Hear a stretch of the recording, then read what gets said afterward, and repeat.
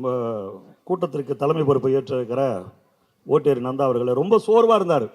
Sir நான் பேசுகிறேன், அமைச்சர் வரலையே, அமைச்சர் நான் நிறைய எழுதின்னு வந்தேன். அமைச்சரை பார்த்த உடனே அப்படியே படம் எடுத்து ஆடுறேன். எங்களுக்கு ஆச்சரியமாகி போச்சு. அது வரைக்கும் பார்த்து படிச்சுட்டு இருந்தாரு, பார்க்காதையே பேசுறாரு. கம்பன் வீட்டு கட்டுத்தறியும் கவிபாடம். நம்ம ராஜ்மோகன் பார்த்தாலே பேச தெரியாதவங்க கூட பேச்சு வரன்ற மாதிரி ரொம்ப அருமையாக பேசினாரு.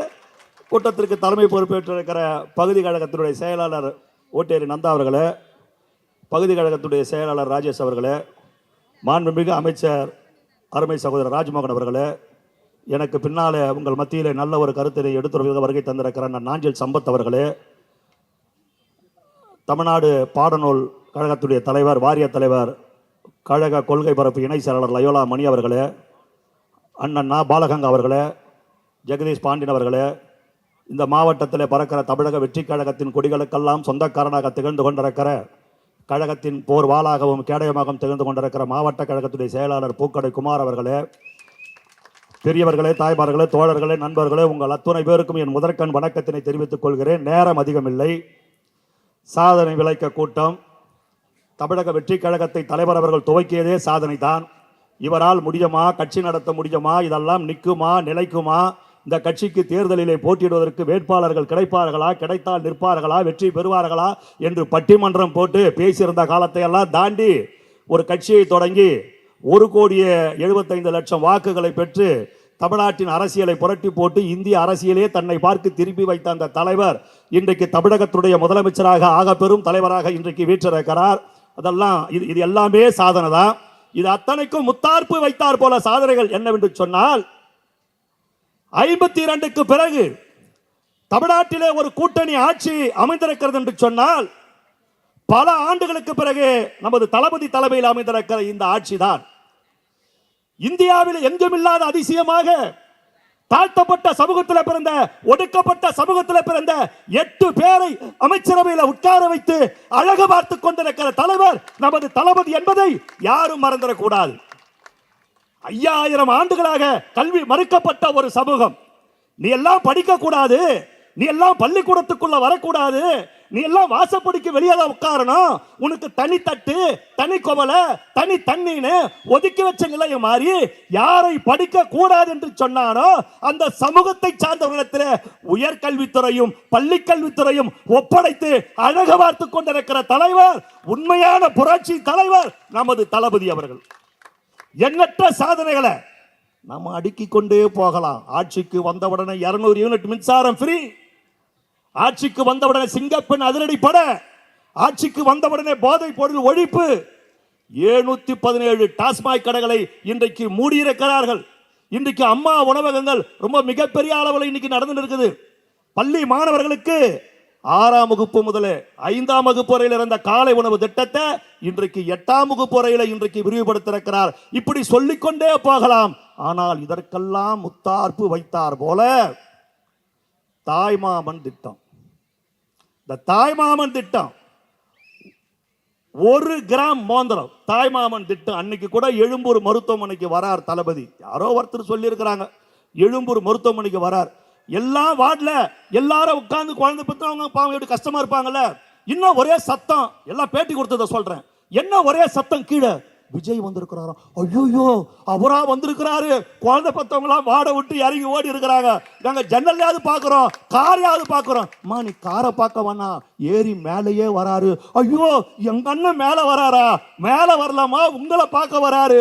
ஐயோ எங்க அண்ணன் எங்களை பார்க்கவே வந்துட்டாரான்னா அவங்க குழந்தைய தூக்கிட்டாரு. என்னடி செல்லம், உன் தாய்மாமா வந்திருக்கம்மா, உங்க அண்ணன் அப்படியே உருகி போய் நிற்கிறாங்க, அப்படியே உருகி போய் நிற்கிறார்கள்.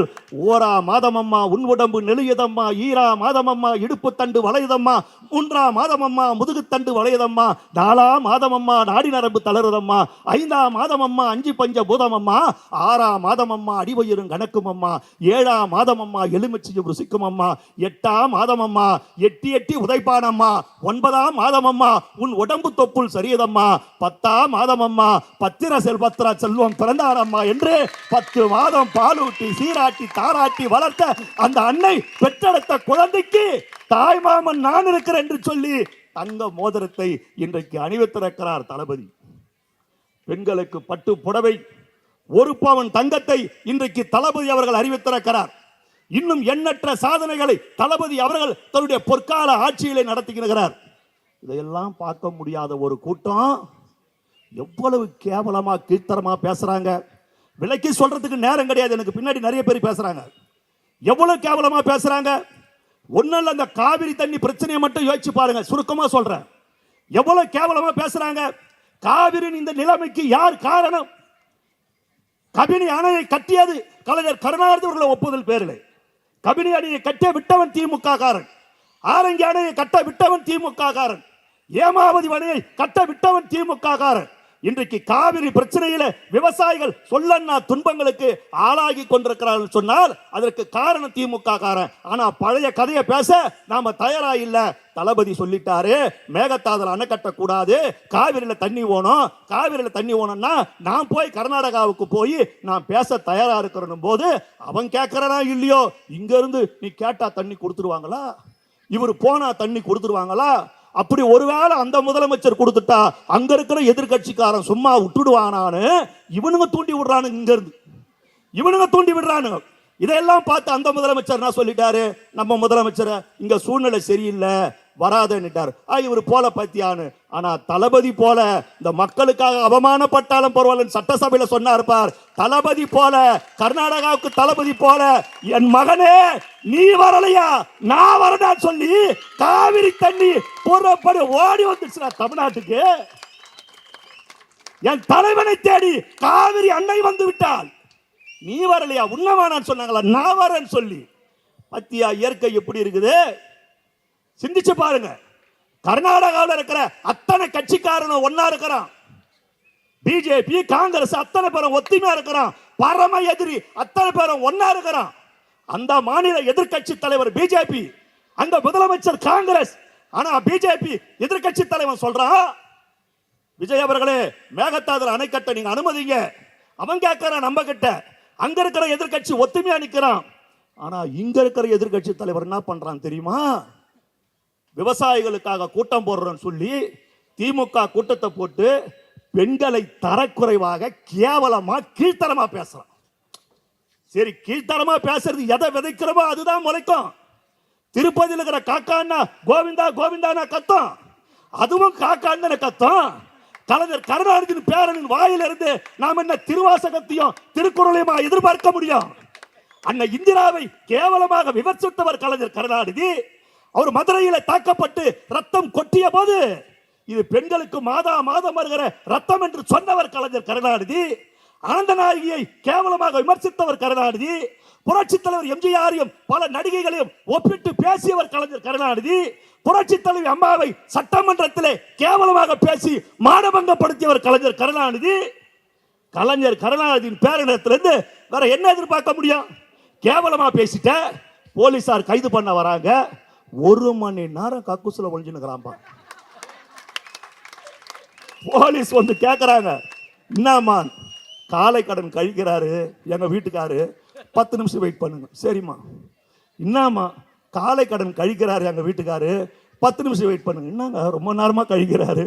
ஒரு படத்துல சந்தானம் படத்துல சந்தானம் சொல்றாரு, ஏமா நீ இன்னுமா போலாம் அப்படின்னு இருப்பாரு. அந்த மாதிரி உள்ளவே இருக்கிறார்.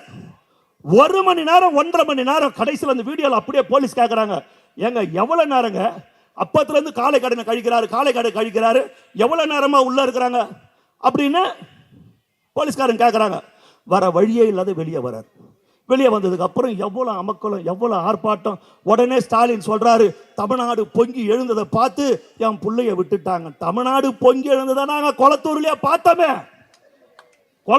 பார்த்தோமே. சிவாஜி கிருஷ்ணமூர்த்திக்கும் உதயநிதிக்கும் பட்டிமன்றம் வச்சா யார் பெண்களை ஆபாசமாக பேசுவதுன்னு பட்டிமன்றம் வச்சா நம்ம கொளத்தூர் கொத்து பராட்டா தான் நடுவரா இருக்கணும்.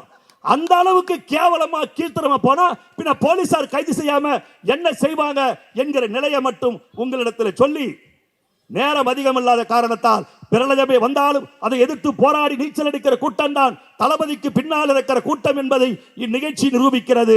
வானகமே வையகமே வளர்ந்து வருகிற தாயகமே, நாளைய சமுதாயத்தை படைக்கப் போகும் என் அருமை இளைஞர் பட்டாளங்களே, திரண்டெடுங்கள்.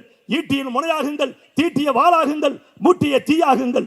தீப்பொறி பறக்கிற ஆயிரம் ஆயிரம் செயல்களை இந்நாட்டு மண்ணிலே செய்து காட்டிட புறப்படுங்கள். சமுதாயம் என்னும் சாலையை அடைத்துக் கொண்டிருக்கிற ஜாதி மதம் பேதம் என்கிற தடைக்கற்களை தவிடுபொடியாக்கி காட்டிட புறப்படுங்கள் புறப்படுங்கள் என்று சொல்லி பூங்காற்றிலே பூபாலம் பாடிடும் புள்ளிமான் கூட்டமல்லடா எங்கள் தளபதிக்கு பின்னால் இருக்கிற கூட்டம். நெருப்பு கடலில் நீந்திய புரட்சி வீரர்கள் எங்கள் தளபதி இருக்கிற கால என்ற உணர்வோடு லட்சிய கீதம் பாடிடுவோம். புரட்சி புயலாவும் வெடித்து சிதறும் எரிமலையாவும் மரணத்தையும் மாலையிட்டு வரவேற்பு கூறிடும் மரவர் கூட்டமாகவும் வெற்றியை நம் தலைவரின் காலடியிலே சமர்த்திடுவோம். வாரீர் வாழெடுத்து வாய்ப்பிற்கு நன்றி கூறி அமைகிறேன். நன்றி, வணக்கம். வாழ்க வாழ்க தமிழக வெற்றி கழகம்.